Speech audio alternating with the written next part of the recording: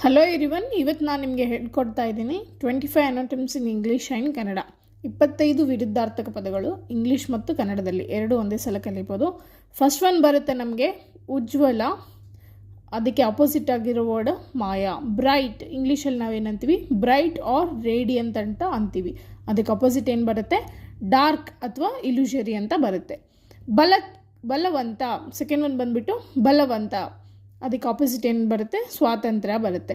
ಅದೇ ಇಂಗ್ಲೀಷಲ್ಲಿ ಬಲವಂತಾಗ ಏನಂತಾರೆ, ಫೋರ್ಸ್ ಅಂತಾರೆ. ಆ್ಯಂಡ್ ಇನ್ನೊಂದು ವರ್ಡ್ ಬಂದುಬಿಟ್ಟು ಕೊರಿಸಿಯನ್ ಅಂತಾರೆ.